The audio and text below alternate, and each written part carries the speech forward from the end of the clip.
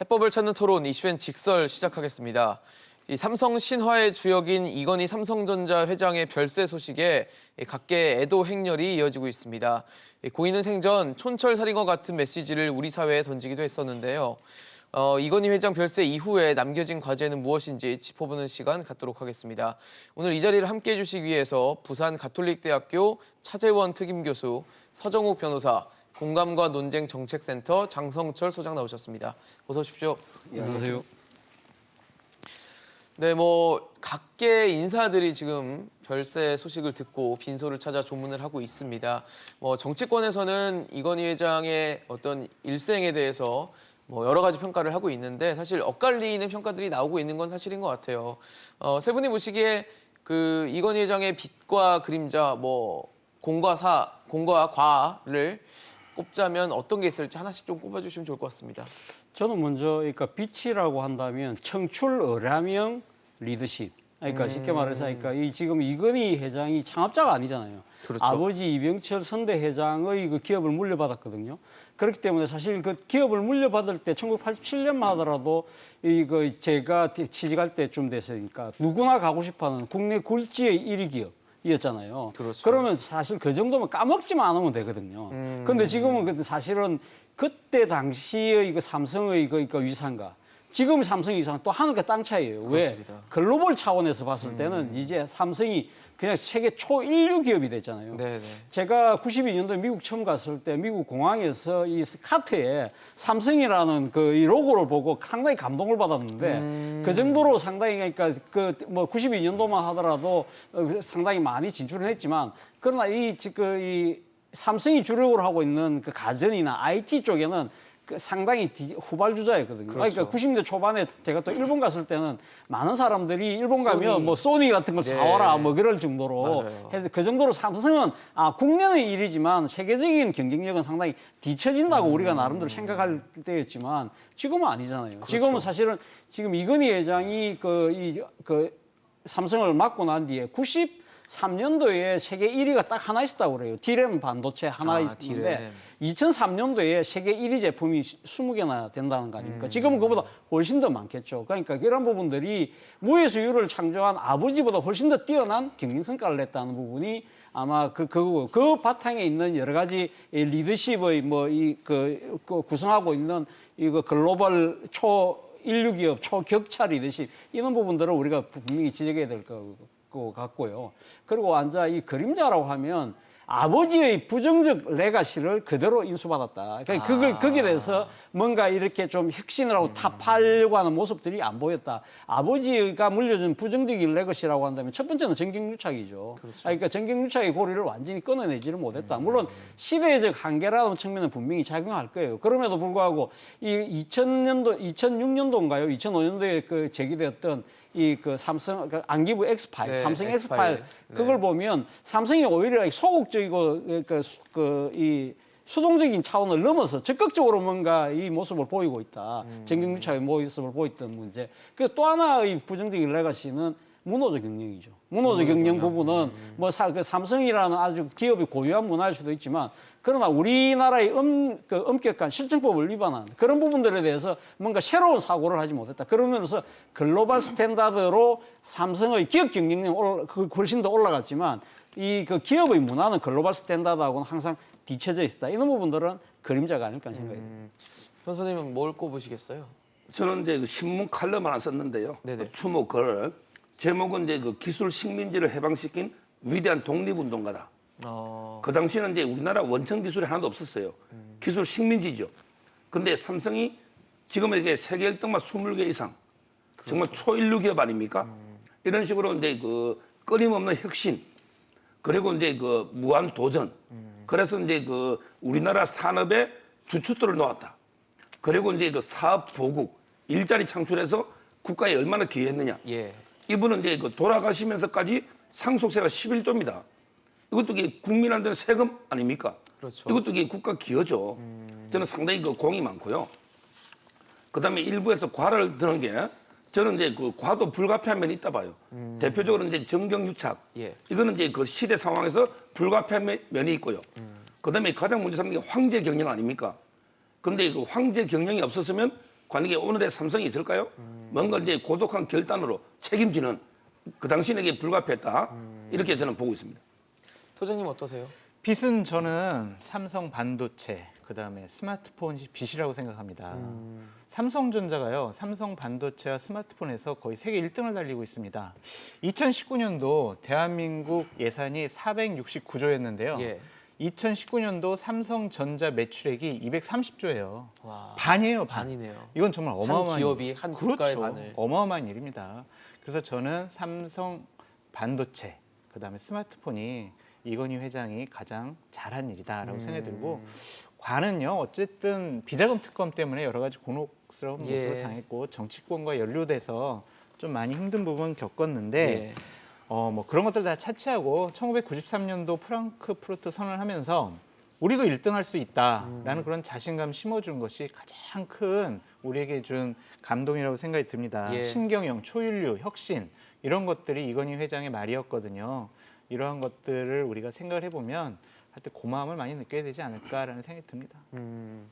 사실 뭐 이건희 회장이 타계 소식, 별세 소식이 전해지면서 각계에서 많은 분들이 조문을 지금도 가고 있고 어제 해서 굉장히 많은 분들이 모습을 내비쳤는데 사실 김종인 비대위원장도 조문을 했습니다. 조문을 하면서 삼성에 대한 평가도 했는데 사실 김종인 비대위원장 같은 경우는 과거를 좀 돌이켜 보면 네. 뭐 원조 삼성 저격수 아니었냐라는 얘기도 있거든요. 그래서 뭐 좀 뭐 의미가 있는 조문이 아니었나라는 얘기도 있던데 어떻게 보십니까? 일단 뭐 지금 그러니까 이건희 회장이 공인된 상태이기 때문에 그러니까 일단 그 과보다는 공을 좀 더 그러니까 이야기할 수밖에 없는 그러한 시점인 것 같아요. 그런데 사실 김종인 위원장은 이번에 그러니까 그 국민의힘의 비상대책위원장을 맡기 직전에 내놓은 예. 저서가 있어요. 그 저서에도 보면 사실 삼성의 그런 정경유착에 대해서 아주 구체적인 증언을 하고 있습니다. 뭐 예를 들면 그러니까 그 1980년대부터 80년대 후반부터 이 그 삼성이 자동차 사업에 진출하려고 예. 상당히 많은 정관계 로비를 한 부분들 이런 부분들을 구체적으로 증언을 하고 있거든요. 그래서 본인이 청와대 경제수석 당시에 상당히 절대 안 된다고 했는데 결국은 그것이 그러니까 정권이 바뀌고 난 뒤에 허가가 나고 그런데 그 이 자동차에 대한 투자가 결국 IMF 한난 위기 과정에서 이렇게 실패로 돌아가고 상당히 5조이 넘는 이 상당한 손실을 갖고 왔다. 이러한 부분들은 사실 이건희 회장의 그러니까 이 고집 뭐 이런 부분들 때문에 독단 이런 것 때문이라고 또 강력하게 비판하고 있고요. 그리고 또 하나는 지금 이재용 부회장이 지금 그 이 재판을 받고 있는 이 최순실 국정농단 사건과 관련해서도 삼성이 알려진 것보다는 훨씬 더 적극적으로 그러니까 최순실을 로비를 했다는 부분을 이야기를 해요. 그러면서 예. 무슨 이야기를 하냐면 모든 사람들이 박근혜 대통령의 비선 실세가 최순실이라고 모르고 있을 때 이 삼성은 그걸 알아냈다는 거죠. 그거는 그러니까 그 지금 김종인 위원장의 표현대로 하면 국정원을 뺨치는 정보력으로 알아냈다는 거예요. 그렇기 때문에 사실 그런 식의 로비를 한 부분들이 지금 삼성이 발목을 잡고 있는 것이 아니냐는 것인데요. 지금 사실 국정농단 사건은 지금 대법원 파기 환송됐잖아요. 파기 하고 그래서 지금 해야죠. 이재용 하고 부회장이 있죠. 다시 이 재판을 받아야 되는데 가장 큰 대목이 그거거든요. 그러니까 정유라에게 최순실 딸 정유라에게 사준 말세필에 대한 그 지금 뇌물 액수가 결국은 지금 대법원이 항소심에서 판결한 것보다 훨씬 더 많은 지금 70억이 넘는 돈을 지금 뇌물을 인정하라는 거 아닙니까? 이 삼성에게, 그러니까 정유라에게 말 사준 부분들, 이런 부분들에 대해서 김종인 비대위원장은 상당히 삼성이 적극적으로 로비를 했다고 지금 주장을 하고 있는 것이거든요. 자, 이런 부분들은 뭐 재판의 결과를 봐야 되겠지만 어쨌든 김종인 비대위원장이 그 정치적인 나름대로 이 상표가 경제민주화다. 그럼 경제민주화를 위해서는 앞서 제가 이야기했던 삼성의 이병철 회장이나 만들어놨던 부정적인 레가시 이걸 갖다 깨야 된다는 이야기는 분명히 하고 있는 것 같습니다. 사실 지금 뭐 이건희 회장이 별세한 지 얼마 안 된 시점에서 뭐 기존의 김종인 비대위원장이 비판적이었다고 해도 지금 뭐 그렇게 비판적인 뭐 발언을 하기엔 좀 조심스러운 상황이 아닌가라는 생각이 들거든요. 저는 이제 오히려 김종인 위원장을 좀 비판하고 싶은데요. 이분이 이제 그 경제민주화를 자꾸 운운하잖아요. 예. 근데 정치민주화, 경제민주화는 틀립니다. 정치민주화는 이제 1인 1표입니다. 그게 평등이죠. 예. 경제민주화는 이제 그 한 주, 1주 1표입니다. 그게 경제민주화예요. 경제민주화는. 네. 그럼 이게 지금 뭐 감사위원 분리 선임하자. 예. 그러면 3% 이상의 주준 의결권 행사를 못합니다. 감사위원. 또는 이제 다중 대표 소송을 한다. 예. 이게 경제민주화입니까? 저는 최근에 그 3법도 오히려 이제 기업 옥죄 기법이다. 이렇게 비판하고요. 오히려. 그리고 이제 그 조금 전에 그 우리 차 교수님이 뭐 최서원 씨 또는 이제 로비 이야기를 했는데 예. 최서원이 옛날에 최태민 목사부터 박 대통령하고 이제 관계는 다 알려져 있었고요. 뭐 삼성이 정부력이 국정원 뺨치가지고 아는 게 아니고 그거는 이제 옛날부터 아는 건데 저는 그 로비라고 안 봅니다. 승마 지원했다가 이게 말이 소유권 넘어갔다가 다시 찾아온 건데 이 말 몇 마리 가지고 이게 경영부 성계 로비 되겠습니까? 저는 상당히 그 특검이나 이재용 부회장에 대해서 그 부당한 기소고 우리 지금도 이번에 그 삼성물산 제일모직 합병 있잖아요. 예. 이것도 이제 기소 심의해서 10대 3으로 기소하지 말아 했는데 기소해가지고 일주일에 2번씩 재판하자는 거 아닙니까? 아니 세계적인 글로벌 기업 회장 보고 일주일에 2번 재판하고 또 다른 재판이 있으면 경영 언제 합니까? 이런 식으로 이게 정치가 사류 정치가 이류 기업을 옥죄지 말아 말이에요. 기업을 이렇게 풀어주라 말이에요. 이게 제 주장이에요. 소장님은 어떠세요? 기본적으로 김종인 위원장은요 정책적인 부분에서 삼성에 대해서 상당히 비판을 많이 했어요. 그 좌파 우파 정권을 가릴 것 없이 예. 삼성경제연구소에서 나온 정책과 보고서를 갖고 국가가 운영된 것이 아니냐라는 비판도 했었습니다. 특히 2019년도 10월 달에 문재인 대통령께서 삼성 쪽에 있는 회사를 방문해서 우리 삼성 너무 고맙다, 감사하다 그런 인사한 것조차도 이렇게 비판을 하셨거든요. 근데 이제 이건희 회장께서 돌아가시고 난 다음에는 한국의 위상을 높였다라고 이제 말씀을 하셨는데 기본적으로 여러 가지 뭐 공과 가가 있겠지만 삼성이 없었으면 우리나라 경제가 지탱할 수 있었을까? 그것의 가장 큰 공은 이건희 회장이다라는 생각이 들어요. 외국 가보면요. 삼성전자 간판 하나 붙어 있는 거 보고 가슴이 뭉클할 때가 많아요. 맞아요. 이건희 회장이 가장 일본을 잘 알았고 그 길을 실천한 분이다라는 생각이 들어요. 반도체 우리가 일본 이겼잖아요. 소니, 파나소닉 우리가 이제 사용도 안 하잖아요. 이런 부분에 대해서는 우리가 공, 과 다 따져야 하지만 정말 우리가 아까 거듭 말씀드리지만 이건희 회장이 대한민국의 기업인으로 활동했다라는 게 저는 큰 행운이 아니었느냐라는 생각이 듭니다. 사실 이 조문을 하는 인원들 중에는 문재인 대통령이 보낸 인사들도 있었어요. 네. 문재인 대통령이 노영민 비서실장과 이호승 경제수석을 보내서 조문을 하게끔 했는데 지금 저희 화면에도 나가고 있죠. 근데 보면은 그동안 재계 인사들의 뭐 별세 소식이 들려오면 늘 정책실장을 보내왔었는데 이번에는 좀 색다르게 비서실장과 경제수석을 보냈단 말이죠. 이걸 어떻게 의미로 좀 해석을 해야 될까요? 예, 말씀하신 것처럼 그러니까 직전에 그러니까 돌아가셨던 타계하셨던 그러니까 김우중 전 대우그룹 회장, 신격호 전 롯데그룹 회장의 네네. 그 경우에는 김상조 실장이 그러니까 대통령의 네. 조문 메시지를 들고 갔을 때였어요. 그때는 사람들이 생각했을 때 이 정책실장이 경제를 총괄하기 때문에 그분이 가는 게 맞는가 보다 생각을 그러니까요. 했는데 이번에는 가면 지금 삼성의 이건희 회장이 돌아가셨는데 그러니까 경제를 총괄하는 정책실장이 가지 않았다. 그 이유는 뭘까? 많은 사람들이 고개를 갸웃거려요. 네네. 아무래도 그러한 부분들에서 먼저 떠오르는 것은 김상조 이 정책실장이 사실은 재벌 개혁론자였잖아요. 과거 교수 시절에 상당히 이 주주 운동을 강하게 이야기를 하면서 그러면서도 가장 큰 타겟 중에 하나가 삼성이었거든요. 그런 아마 그 관계의 껄끄러움 이런 걸 배려했다는 이야기도 나오는데요. 저는 뭐 그것보다는 사실은 이 삼성이라는 그 회사 이 기업이 차지하고 우리 경제에 차지하고 있는 아마 그 위상을 나름대로 고려한 것이 아닐까 생각이 들어요. 지금 뭐 정책실장이나 비서실장은 직급은 똑같이 장관급이지만 예. 그래도 선임이 그 비서실장이거든요. 그런 측면에서 보면 아마 이 재계 1위의 수장이 돌아가신 데에 대한 나름대로의 예우를 한 것이 아닐까라는 생각이 들고요. 실제 노영민 실장이 전달한 그 조문의 메시지를 보면 예. 문재인 대통령이 이런 말씀을 하셨다고 그래요. 이건희 회장의 리더십이 한국 경제 성장을 이끌었고 코로나 경제 위기 극복과 미래 도전을 하는 우리 기업의 큰 기간과 용기가 될 거라는 이야기를 했거든요.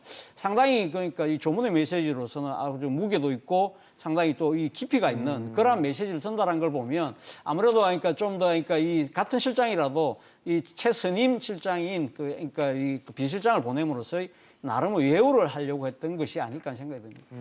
저는요. 예. 저는 이제 그 대통령이 이런 조문에게 직접 가야죠. 대통령이 조문 간 게 4번입니다. 네네. 밀양 제천 화재 사고. 네네. 그리고 이제 그 독도의 그 소방공무원 순직 있잖아요. 예. 옛날에. 그리고 이제 그 위안부 김복동 할머니 네 분이에요. 근데 위안부 김복동 할머니보다 이건희 회장에게 우리나라 기여한 게 적습니까? 그분에게 갔잖아요. 근데 김복동 사실 할머니. 기업인에게 간 적은 없다는 얘기네요. 근데 결과적으로. 기업인도 똑같은 기업인은 아니잖아요. 우리나라의 주춧돌을 지금 최고 인류 그 비중을 보십시오. 이건희 회장의 비중과 다른 회장의 비중은 같은 게 아니잖아요.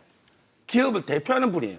이런 분에게 그 백선엽 장군도 가서 저는 보는데 대통령이 좀 뭔가 통합, 화합 이러려면요. 뭐 경제든 보수청이든 이렇게 골고루 위안부 할머니만 갈 게 아니고 저는 그래 가면 얼마나 이게 또 기업인들도 대통령이 경제에 관심이 있구나 이렇게 생각하겠습니까? 너무 이게 저는 소통 차원에서도 이 정도면 이게 직접 갔어야 된다. 비서실장보다 이렇게 보는 거예요. 변 선생님은 뭐 대통령 가셔야 된다는 얘기까지 했는데 네. 선생님 어떻게 보세요? 대통령께서야 뭐 거의 기업인인데 가실 필요가 있겠습니까? 김상조 정책실장은요 삼성 저격수였잖아요. 그렇죠. 주주총회에서 상당히 삼성의 지배구조에 대해서 비판을 많이 했기 때문에 네네. 본인이 좀 원치 않지 않았을까라는 생각도 들고 그럴 수도 있겠네요. 네, 대통령께서도 예우 차원에서 비서실장을 보낸 것이 아닐까라는 생각도 해봅니다. 어쨌든 대통령께서도 충분한 애도의 표현을 하셨다라고 말씀드립니다. 뭐 말씀을 들어보면 나름대로의 어떤 배려가 좀 담겨 있는 조문이 아니었나라는 생각도 드는데요. 사실 이건희 회장의 별세 소식에 조카인 이재현 CJ그룹 회장이 가장 먼저 좀 달려갔다라고 하더라고요. 도착을 네. 먼저 했는데 사실 이건희 회장이 또 자신의 형인 이 이맹희 전 CJ그룹 명예회장과는 사실 사이가 좋지 않았습니다. 뭐 네. 여러 가지 뭐 법적 다툼까지도 하면서 뭐 불만까지도 공개적으로 드러내는 그런 뭐 트러블을 계속 보여왔고 사실상 이제 뭐 두 인물 다 이제 별세란 상황이기 때문에 화해를 하지 못하고 이제 결국은 형제 사이가 이제 종료가 된 상황인데 이재현 뭐 조카인 이재현 회장의 어떤 그런 뭐 움직임 자체가 이제 좀 화해 무드를 좀 만들 수 있는 뭐 계기가 될 수 있나 이렇게 어떻게 보십니까? 예, 뭐 저는 뭐 그런 하나의 단초를 그러니까 뭐 많은 분들에게 제공한 것이 아닐까 생각이 듭니다. 화해를 할 것 같다는 생각이 듭니다. 저도 그런 생각이 드는데 사실 저 개인적으로도 과연 이재현 CJ 회장이 조문을 어떻게 할 것인가 네. 상당히 궁금했었어요. 그렇죠. 그러니까 지금 앞서 말씀하신 것처럼 이건희 회장 그리고 또 자신의 이 큰형인 이맹희 그러니까 지금 그 씨하고의 그 관계, 이맹희 씨의 아들이 이재현 회장이잖아요. 그런 부분들이 상당히 그 껄끄러웠던 관계가 분명히 있죠. 예를 들면 2007년도에 삼성 비자금 사건이 터졌을 때 그 상당수의 그 엄청난 5조가 넘는 재산이 그러니까 선대 회장, 이병철 회장이 그 이름으로 돼 있던 부분을 그러니까 임원들 이름으로 가차명으로 숨겨놨다는 재산 아니에요. 예. 그렇기 때문에 이맹희 씨가 그 부분에서 상속을 주장을 하면서 이 두 사람이 공개적으로 또 충돌하는 모습도 보였고요. 그러니까요. 그렇기 때문에 그 두 사람의 앙금도 있지만 사실은 그 삼성 그러니까 이 지금 그 그룹을 승계한 이 지금 이건희 회장 체제의 삼성이 이재인 회장하고도 상당히 껄끄러운 관계를 보였던 적이 있었어요. 예를 들면 95년도에 이재현 씨의 이재인 회장의 자택 근처에 옆집에 이 CCTV가 설치가 된 거예요. 그게 이제 알고 보니까 삼성이 설치한 거다. 이래서 그러니까 이재현 회장을 그러니까 일종의 감시하는 거 아니냐, 사찰하는 거 아니냐는 이야기도 있었고요. 2012년도에는 삼성의 직원이 이재현 회장을 그러니까 미행하다가 또 이렇게 그 들통이 났어요. 그래서 이 부분은 물론 뭐 지금 삼성 측에서는 그 지역에 뭐 다른 개발권 때문에 갔다고 이야기는 했지만 검찰은 뭐라고 하냐면 대포폰을 쓰고 렌트카를 이용했기 때문에 이거는 일종의 미행을 통한 이재현 회장에 대한 사찰이라고 규정을 한 적이 있어요. 그런 것들을 본다고 한다면 상당히 이재현 회장 입장에서는 아무리 작은 아버지지만 조금 끄끄러운 부분이 있는데 그러니까 부모 세대 트러블이 밑에도 날려가 있는 상태라고 봐야 되는 거죠. 그러니까 이 계속되는 게 아니냐는 우려가 있었던 거죠. 그런데 그 사망 소식이 전해지자마자 처음으로 조문을 한 사람이 이재인 회장이었고 그 이재인 회장의 메시지가 또 상당히 또 인상 깊어요. 그러니까 국가 경제에 큰 업적을 남긴 위대한 분이다. 이건 뭐 누구나 다 하는 이야기지만 그렇죠. 뭐 그중에서 제가 또 주목했던 부분은 한 집안을 잘 이끌어 주신 저에겐 자랑스러운 작은 아버지다. 이런 이야기를 했거든요. 그러니까 기업인으로서의 멘트와 가족으로서의 가족의 멘트까지 같이 했네요. 같이 하면서 상당히 이 작은 아버지를 아니, 자기에도 잘해줬다고 이야기하는 거 보면 그동안 이 삼성과의 그런 마찰 이런 부분들은 아마 상당히 해소하고 좀 더 아마 미래를 보고 나아가겠다는 표현을 의지를 그렇게 표현한 것이 아닐까 하는 생각이 듭니다. 장 소장님 보시면 어떠세요? 멘트에 해석할 여지가 충분히 좀 있지 않나라는 그렇죠. 생각이 들거든요. 3세들이 이제 앙금을 좀 털어버렸으면 좋겠다는 생각이 들어요. 저는 11월 19일을 좀 주목해봐야 될 것 같아요. 11월 19일이요. 예, 왜냐하면 이때가 선대 회장이신 이병철 회장의 추모식이거든요. 보통 이 추도식 때 하면은요 오전에는 삼성 분들이 그 다음에 오후에는 뭐 신세계라든지 CJ 분들이 추모를 했어요. 그러니까 엇갈리는 거죠. 시간을 나눠서 같이 보기 굳이. 싫다라는 거였어요. 여태까지는. 근데 이제 올해 11월 19일 날에는 같이 좀 모여서 추모하고 또 이건희 회장에 대해서도 추모하고 이렇게 좀 화목하고 협력하는 모습을 취했으면 좋겠다라는 생각이 들어서 11월 19일을 좀 주목해봤으면 좋겠다라는 생각이 듭니다. 변호사님 어떠세요? 이 화해 무드가 좀 조성이 될 수 있을까요? 그렇죠. 이제 그 범삼성가가요. 크게 그 한솔그룹, 그렇죠. 그다음에 그 신세계, 그리고 이제 CJ그룹 아닙니까? 네네. 그 당시 그 비자금 재판할 때 한솔그룹은 이제 그 삼성 이건희 회장 편을 들었어요. 그래서 한솔하고는 이제 삼성이 사이가 좋고 예. CJ하고 좀 껄끄러웠죠. 근데 이번에 다 털어버린 거 아닙니까? 예. 이미 그 삼성 그룹은요 4세 경영까지 갔습니다. 한솔 케미칼의 그 조연주 대표 이런 분들은 이제 이미 4세거든요. 그래서 3세를 지나서 4세까지 갔을 때 모든 그렇게 그 선대 뭐 껄끄러운 관계는 다 털어버리고 화합해서 좀 더 그룹을 키워야 된다 이런 겁니다.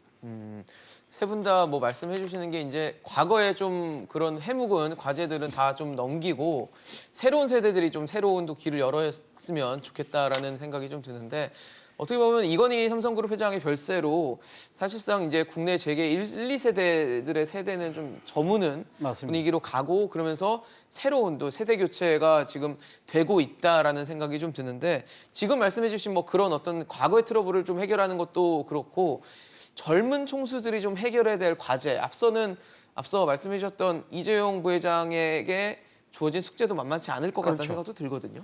저는 뭐 지금 우리나라가 지금 재벌 그룹들이 3세 또는 4세까지 내려간 데도 있어요. 네네. 그런데 이제 지금 앞으로 해결해야 될 문제는 결국은 지금 이 기업의 지배구조, 가버넌스 부분에 있어서의 상당한 그 여러 가지 그 문제들을 해결해야 되지 않을까 하는 생각이 드는데요. 그러니까 그와 관련해서 드는 생각은 일단 소유와 경영의 분리 문제입니다. 네, 사실 이번에 이재용 그 부회장도 아마 그러니까 지금 아버지가 돌아가심으로써 지금 이재용 부회장을 비롯한 이 유족들이 내야 될 이 상속세가 거의 뭐 이 지금 18조의 그러니까 주식 가치에서 한 10조가 넘는 지금 상속세를 내야 된다고 그러잖아요. 예, 그러니까 예. 그렇게 따지면 한 60% 정도 상속세 비율이 되거든요. 만약에 똑같은 비율로 그렇게 그 밑으로 또 내려가게 되면 16% 정도로 확 줄어들어요. 그러니까 받을 수 있는 받을 수 있는 것이 지금 한 40% 받는다고 한다면 그 다음 세로 내려가면 16%까지 뚝 떨어지거든요. 그렇다고 한다면 과연 그러면 이 지배 구조가 과연 그대로 갖고 갈 수 있을까? 네네. 바로 그 때문에 이재용 부회장도 지난 5월달에 자신의 자녀에게 이제는 기업을 승계하지 않겠다는 이야기를 했는데요. 그렇죠. 그러니까 이제는 앉아 우리나라의 그러니까 지금 그 뛰어난 재벌 그룹들이 이제는 앉아 이 전문 경영인 체제로 가고 그러고 진짜 이 오너는 그냥 소유만 하는 그러한 형태로 좀 발전할 필요가 있지 않나 하는 생각이 들고요. 두 번째는 일종의 그겁니다. 이 지금 3세 경영자들이 상당히 또 많은 논란을 빚고 있던 것도 네네. 사실이거든요. 뭐 여러 가지 갑질, 뭐 예를 들면 땅콩 향 사건, 뭐 물컵 사건 비롯해서 이 지금 이절만 하면 터져놓은 3세들의 여러 가지 일탈 행위들이 상당히 눈살을 찌푸리는 경우가 있어요. 그렇기 때문에 물론 뭐 이재용 부회장은 그런 구설수에 오르지는 않았습니다만 네네. 일단 그 3세 경영인들의 경영 능력도 능력이지만 인성의 문제 이러한 부분들이 과연 제대로 된 사람들을 과연 지금 기업의 총수로 지금 우리가 지금 추대를 하고 네, 있는자 자리에 앉을 이런 수 부분에 있는 대해서 상당히 비판적인 여론이 높기 때문에 이에 대한 장치랄까요? 이런 부분들도 조금 모색돼야 되지 않을까 생각이 듭니다. 어떠세요, 변호사님? 뭐 숙제가 많을 것 같습니다. 제가 보기에 가장 문제가요. 일단 과거에 이제 그 탈세라든지 또는 이제 편법 상속 의혹이 많았죠. 예. 그래서 이제 그 상속 세율이 지금 경영권 프리미엄까지 하면 65%까지 이렇게 높은 나라가 없습니다. 지금은 이제 상당히 투명화돼 가지고 탈세나 편법 상속이 어렵잖아요. 예. 그렇다면 이게 저는 상속세제법도 현실에 맞게 고치되는 거예요. 지금 OECD 평균은 이제 뭐 한 20-30%. 이 정도인데 우리나라는 이게 2배 이상 높은. 예. 이러면 이게 전부 다 3, 4대 가면 공기업 됩니다. 그럼 이게 물론 포스코처럼 공기업도 장점이 있겠지만 네. 그렇지만 이제 삼성처럼 또 오너 경영도 장단점이 있거든요. 그래서 저는 만약에 그 현실화식 주식을 처분할 때 세금을 내고 그대로 이 가업을 승계받아서 경영할 때는 세금을 좀 보류한다든지 이런 이제 좀 상속세제를 현실화하는 이게 필요하다 봅니다. 그러니까 기업의 경영 활동을 좀 지원할 수 있는 뭐 그런 제도들이 필요하다라는 얘기를 해주시는 것 같아요. 소장님 어떠세요? 뭐 어떤 과제들이 있을까요? 뭐 지배 구조나 뭐 내부 거래 이런 것들은 두 분이 잘 설명해 주셨고요. 예. 저는요, 우리나라 대표적인 대기업 이 네 분이 주력 산업, 경계를 좀 허물고 이해관계에 따라서 협력을 했으면 좋겠어요. 사실 요즘에 뭐 합종연행하는 경우가 꽤 그런 보이거든요. 모습이 나타나잖아요. 그러니까 정의선 현대차 회장이 LG에 이제 사장을 만나가지고 자 전기차 배터리와 관련해서 우리가 협력을 해보자라는 이런 식의 얘기를 하고 있잖아요. 예. 이런 것들을 보면 우리나라 4대 기업이 이제 과거에 지배구조 때문에 많은 국민적인 지탄을 받았지만 앞으로 우리나라의 대한민국의 미래 먹거리를 찾을 수 있는데 힘을 쏟아야 된다라는 생각이 들고 우리 차 교수님께서 오너 경영에 대해서 약간은 좀 여러 가지 문제점을 시정해야 된다고 하는데 저는 오너 경영이 있었으면 좋겠어요. 저는 오너가 책임지고 경영을 해야 과감한 투자를 하고 신개발도 할 수 있고 새로운 사업에 도전할 수 있다고 생각이 듭니다. 그러니까 좀 장기적인 관점이 생긴다는 말씀이신 그렇죠. 거죠? 물론 전문 경영인의 도움을 받아야 될 것이고 불법, 편법 이런 승계라든지 지배 구조를 좀 더 민주적으로 할 수 있는 것은 당연히 해야 돼요. 왜냐하면 우리 자본시장 구조가 상당히 바뀌었잖아요. 투명화됐잖아요. 이런 시대적인 흐름에는 따라야 하는데 최태원 회장이니까 인텔의 낸드 사업을 인수할 수 있었어요. 10조 원을 과감하게. 이런 것들은 전문 경영이 하기 힘듭니다. 그러니까 오너 경영은 우리가 어느 정도 지배구조상 지켜주되 전문 경영 도움 받아서 우리나라 미래 먹거리 사업 이분들이 다시 한번 돌파해냈으면 좋겠다라는 생각이 듭니다.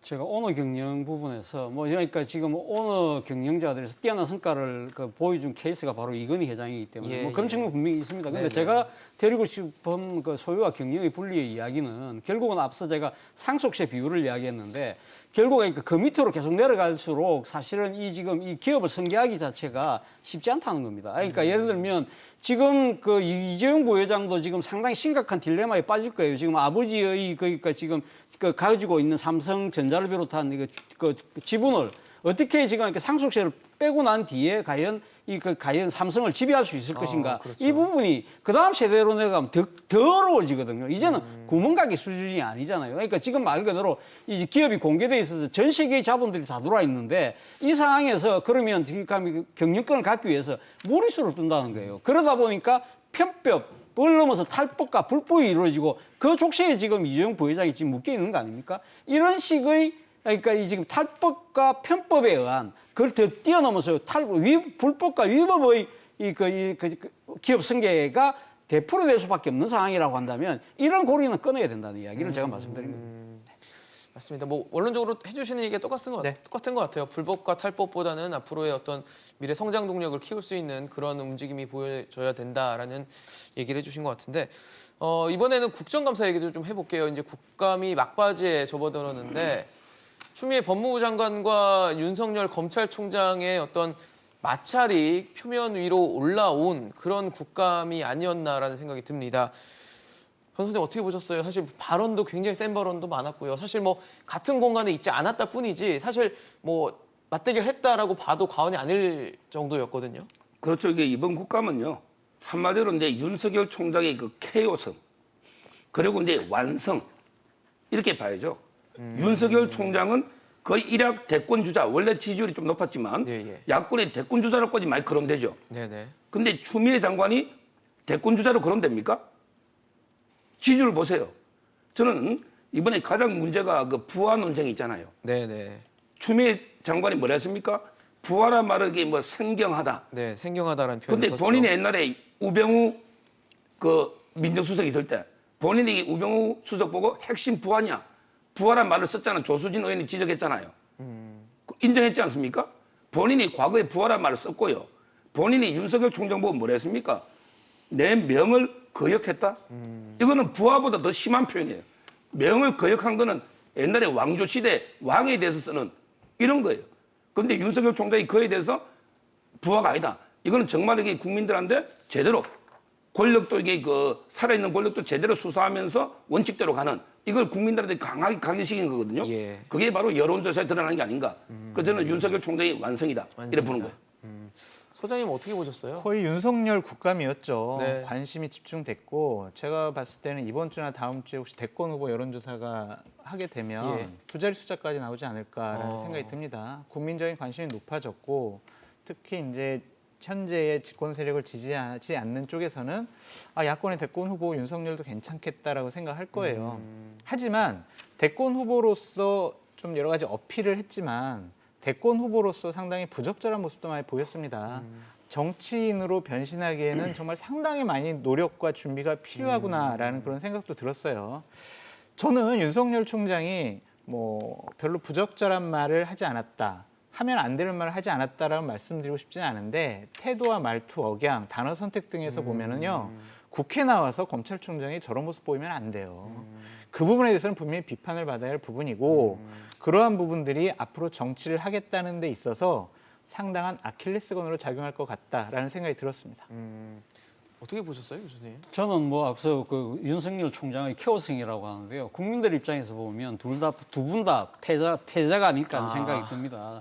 국민들 눈높이에서 봤을 때는 사실 이 지금 그 법무부 장관과 검찰총장이 국감장의 무대로 해서 네. 서로 이렇게 완전히 날선 공방을 한다는 것 자체가 결코 정상적이지는 않잖아요. 그것이 말 그대로 국민에게 피해가 가는 그런 상황이라고 한다면 두 사람이 다 이 패배자가 될 수밖에 없다는 네. 생각이 들고요. 그럼 결국은 이번 지금 국정감사에서 법사위에서 지금 충돌한 가치는 저는 두 가지라고 생각합니다. 두 가지 가치가 충돌했다고 생각해요. 첫 번째는 그러니까 유임 검찰권에 대한 선출 권력의 민주적 통제가 이게 과연 옳은 것인가? 그건 당연히 옳은 것이죠. 그러니까 지금 사실 어떻게 보면 이 지금 법무부 장관의 검찰총장에 대한 수사 지휘권은요 법에도 명시되어 있는 겁니다. 네네. 그렇기 때문에 그거는 당연히 맞는 것이고 그리고 그동안 검찰권이 상당히 임의적이고 자의적으로 자신들의 기득권을 위해서 행사되었던 측면이 분명히 있잖아요. 그런 측면에서 본다고 한다면 선출 권력이 검찰총장에 대해서 민주적 통제를 하는 방식으로 지휘권 행사하는 건 당연히 맞는데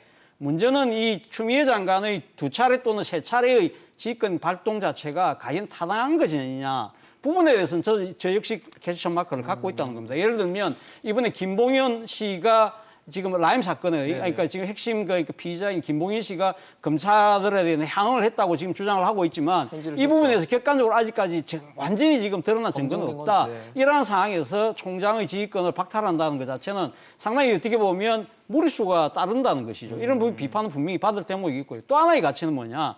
검찰의 정치적 중립이라는 겁니다. 그러니까 윤석열 총장이 이야기하고 싶었던 바는 그거죠. 그러니까 아무리 그러니까 검찰법상 지금 그러니까 이 법무부 장관이 그 검찰총장에 대한 수사 지휘권을 갖고 있지만 그렇다고 해서 절대적인 상명하복의 관계는 아니다. 만약에 그런 관계가 될 경우에는 검찰의 정치적 중립성, 법이 명시하고 있는 검찰의 중립성은 완전히 허물어질 수밖에 없다. 그렇기 때문에 이런 식의 무리한 지휘권 발동은 안 된다는 부분은 당연히 맞는데 네.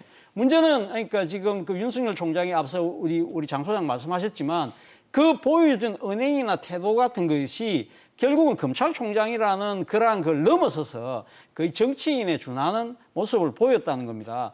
그렇다고 한다면 이 지휘권이 위협하고 부당하다고 하면서도 자신은 인정했잖아요. 그렇다고 한다면 본인 입장에서는 저는 그게 부당하고 위법적이면 법률가잖아요. 그럼 법적으로 쟁송으로 다투라는 거예요. 본인은 그렇게 안 하는 이유가 그렇게 하면 이 지금 그 법무와 검찰의 조직 간 충돌에 의해서 국민에게 피해 간다는데 지금 현재 앞서 제가 말씀대로 두 사람이 이 국민들 보는 앞에서 치고받는 모습이 오히려 더 큰 피해를 주는 거 아닌가요? 그렇다고 한다면 차라리 쟁송을 하라는 겁니다. 그것이 헌법재판소에 헌법소원을 하든 권한정의심판을 하든 뭐 어떤 식의 방식이 아마 저는 있을 거라고 봅니다.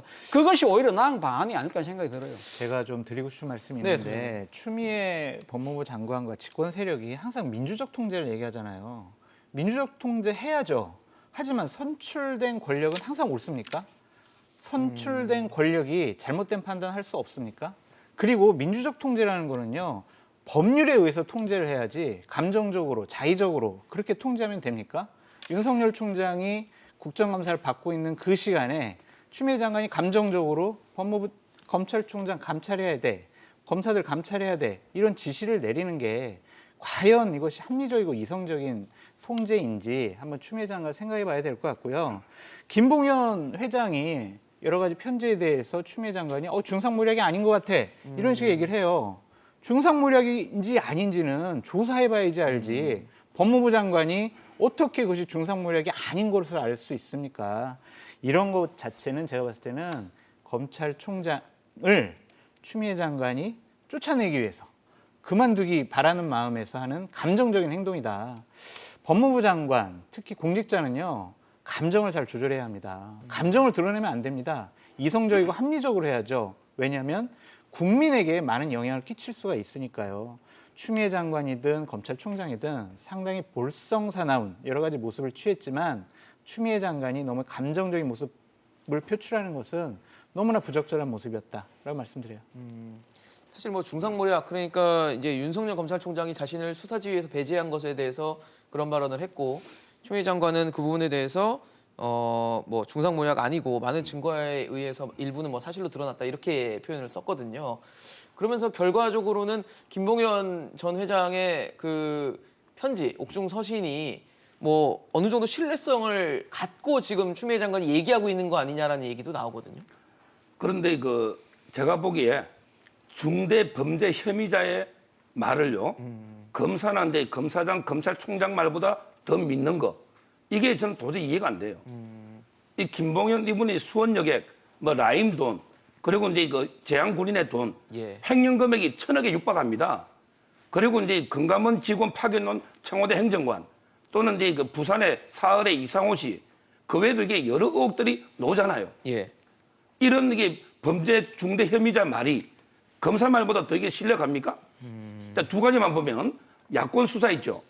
야권 수사는 이제 바로 놓자마자 계좌 추적 등 해서 수사가 진행되고 있잖아요. 네네. 그리고 이제 박순철 남부지검장이 총장한테 직보한 거예요. 근데 이때 통보 수준, 최초 첩보 수준에서는 반부패 부장 안 거치고도 총장한테 할 수 있는 거예요. 반부패 부장은 참모, 총장한테. 그리고 이제 추미애 장관은 법무부 장관한테 왜 보고 안 했냐? 법무부 장관은 수사 지휘권자가 아니에요. 첩보를 왜 보고합니까? 야당 정치에는 이제 제대로 했고요. 그다음에 술자리 있잖아요. 제가 술자리에 검사 3명을 접대했는지 아닌지 모르겠어요. 그렇지만 이제 중요한 거는 박순철 검사장도 이게 보고 못 받았고, 그러면 이게 윤석열 총장도 보고 못 받았던 거는 이건 믿어줘야죠. 어떻게 김봉현 말만 믿고 이게 검사장이나 총장 말을 안 믿습니까? 이 말만 가지고 이게 감찰합니까? 증거가 있어야죠. 따라서는 추 장관이 너무 이게 감찰권이라든지 지휘권 있죠. 네. 지휘권도 이번에 7번으로 무득 행사했잖아요. 전 세계 독일에 한 번도 없고, 일본은 한 번 있고, 프랑스는 2013년 지휘권 자체가 없었어요. 수사지휘권. 네. 예. 근데 추미애 장관은 전 세계 우리나라 천정배 장관하고 일본하고 2번밖에 없는 걸 임기 중에 7번 행사했습니다. 이게 직권 남용 아닙니까? 사실 지금 뭐 현 상황에서 윤석열 검찰총장은 일단 주어진 임기까지는 최선을 다해서 끝맺음을 하겠다라고 나서고 있는데 사실 윤석열 총장의 그 퇴직 후 행보가 어떻게 될지 아까 뭐 소장님께서는 정치권 얘기도 해주셨는데 본인은 뭐 대권주자 그 여론조사에서 계속 빼달라고 얘기를 했지만 계속 지금 굉장히 높은 지지율을 받고 있는 건 사실인 것 같습니다. 그래서 교수님 보시기에 어떠세요? 윤석열 총장 결국은 뭐 정치인으로 옷을 갈아입게 될 거라 보십니까? 뭐 제가 속단하기는 좀 그렇습니다만은 뭐 저는 이번 그 국정감사장에서 보여준 윤석열 총장의 태도를 봤을 때는 뭐 작심을 하신 것이 아닐까 그런 생각이 듭니다. 사실 뭐 이 지금 본인이 그러니까 장관의 수사 지휘권에 대해서 그러니까 바로 적극적으로 수용을 하고 난 뒤에 그때 첫 번째 그러니까 수사 지휘권이 발동됐을 때 썼던 표현이 그겁니다. 형성적 처분이라는 표현을 썼거든요. 그러니까 형성적 처분이라는 것은 뭔가 이렇게 이 행위가 이루어지면 예. 상대가 받아들이고 안 받아들이고 관계없이 그러니까 효과가 일어나는 것이기 때문에 자신이 어떻게 뭐 그걸 빼고 자시고 할 것이 없다고 해서 순순히 받아들인 것처럼 보였는데 이 여러 가지 부당성에 대해서 아주 조목조목 비판하는데 문제는 법률가다운 비판이 아니라 어떻게 보면 정치적 행위에 가까운 비판을 했다는 겁니다. 앞서 말씀드린 대로 뭐 부하가 아니라는 그런 표현들이라든지 그리고 차라리 앞서도 제가 말씀드렸지만 쟁송이나 법적 다툼이 아니라 이런 정치적인 뭔가 해결을 하려고 하는 모습들 이런 걸 본다고 한다면 작심을 하는 것이 아닐까 하는 생각이 드는데 문제는 그런 생각이 있다고 한다면요. 저는 그 본인이 단 하루라도 더 이 총장직을 이렇게 머무르서는 안 된다는 생각이 들어요. 본인이 그러니까 정치적인 여러 가지 그러니까 지금 계획을 갖고 있다고 한다면 말 그대로 그 검찰의 정치적 중립 자체가 완전히 그러니까 지금 흐트러질 수밖에 없는 상황이거든요. 예. 뭐 이번에 박순철 그 남부지검장이 물러나면서 정치가 검찰을 덮쳤다고 그러는데 자칫 잘못하면 이러한 이 모습 자체가 검찰을 정치의 구렁텅이라고 몰아넣을 수 있다는 겁니다. 그렇다고 한다면 본인이 이야기하는 봉사라는 모호한 단어 속에서 정치적 근육을 키우지 말고요. 본인이 빨리 계급장 떼고 나와서 오히려 정치판에서 자신의 이 정치적 의지를 드러내는 것이 오히려 윤석열답다는 생각이 듭니다. 사실 국민에게 봉사라는 단어에서 혹시 대권을 염두에 둔 거 아니냐, 아니면 정치권으로 뛰어드는 거 아니냐 여러 가지 해석들이 나오는 것 같거든요. 99% 그렇게 봐야죠. 나는 국민에게 봉사할 방법을 찾아보겠다. 이 발언은요. 나는 정치하겠습니다라는 선언문으로 읽혀집니다. 일종의 출사표라고 보여지는 그렇습니다. 거네요. 왜냐면은요. 저렇게 정치를 안 할 분들은 저런 말 안 해요. 전 정치할 생각이 없습니다. 관심도 없습니다. 생각도 안 해봤습니다. 이렇게 얘기해야 되는데 국민에게 봉사는 결국에는 정치를 하겠다라는 뜻이라고 생각이 네. 듭니다. 지금 저희 화면에 나가지만 봉사 방법에 혹시 정치도 들어가냐라고 이제 기자가 질문하니까 그거 말씀드리기 어렵다라고 얘기를 하거든요. 정치를 안 하고 싶으면은 그건 생각도 안 해봤습니다. 정치는 이런 아닙니다라든지. 예, 그렇게 얘기할 텐데 말씀드리기 어렵다라는 것은 정치하겠다라는 생각이 듭니다. 저는 윤석열 총장이 정치하기를 바랍니다. 정말 국민들에게 감동을 주고 국민들을 위해서 무언가를 할 수 있는 분이 저런 분도 흔치가 않아요. 그래서 저는 윤석열 총장이 정치를 했으면 좋겠는데 아까도 말씀드렸지만 정치하기에는 상당히 여러 가지 부족한 부분이 많아요. 지금은 검찰총장이라는 갑옷을 입고 있기 때문에 저분의 말 한마디가 상당히 우리들에게 울림으로도 다가오고 영향력도 있지만 검찰총장을 그만뒀을 때 정치인으로서는 새로운 시험대에 오르거든요. 그렇죠. 준비를 많이 해야 됩니다. 여러 사람들의 조언을 들어야 되고 검찰총장의 저런 모습처럼 독선적이고 독단적이고 고집스러운 모습 보이면은요 정치 못해요. 그러니까 저와 같은 컨설턴트한테 여러 가지 상의를 하시고 정치를 하셨으면 좋겠다라는 생각이 듭니다. 어떠세요, 변호사님? 뭐 정치 결국은 하게 될까요? 제가 보기에 그 하나는 확실히 알겠고요. 두 개는 제가 잘 모르겠어요. 뭔가요? 하나는 이제 확실히 아는 거는 정치를 한다. 한다. 한다. 모르는 이건 제가 건 확신합니다. 뭐예요, 그러면? 모르는 게 두 개인데요. 예. 하나는 이제 국민의 힘으로 올지 아니면 중간에 신당, 새로운 정치 세력을 만들지. 행선지가 어디일지. 예, 저분은 가장 제가 보기에 첫건으로 보는 게 진중권하고 금태섭 의원 꼽더라고. 그러면 이게 두 분은 중립지대 있잖아요. 그렇죠. 진중권, 금태섭. 그렇다면 이게 국민의 힘으로 안 올 수도 있겠다. 요걸 제가 모르겠고요. 두 번째 결론은 이분이 과연 정치로 성공할지 안 할지. 이분이요. 제가 보기엔 4명을 반면 교사로 삼아야 돼요. 첫째 그 고건, 방기문, 황교안, 이해창입니다. 이런 분들이 그 분야에서는 다 성공한 분들이에요. 맞아요. 외교 잘한다고 이게 그 정치 잘하는 거 아니에요. 정주영 경제 잘한다고 정치 잘하는 거 아니에요. 이분이 검찰, 황교안도 검찰에 잘 나갔지만 정치는 아니잖아요. 그렇죠. 그렇다면 이게 저는 이런 분들, 실패한 분들을 반면 교사로 삼면서 더 노력하면 뭐 결과는 모르겠어요. 뭐 인물을 제시해 주시긴 하지만 뭐 말 뜻은 그러신 것 같습니다. 아까 소장님 말씀하고 비슷한 것 같아요. 그러니까 스페셜리스트가 사실 정치인이 돼서 그렇죠. 성공할 경우가 그렇게 맞아요. 크지는 않고 언변이라든지 뭐 여러 가지 지식적인 부분이라든지 소통이라든지 네. 여러 부분에 있어서 아마 강화를 좀 해야 되는 부분들이 분명히 필요하기 때문에 그 부분에 대한 지적을 해주신 게 아닌가 생각이 듭니다. 오늘 차재원 교수, 서정국 변호사, 장성철 소장과 함께했습니다. 고맙습니다. 감사합니다.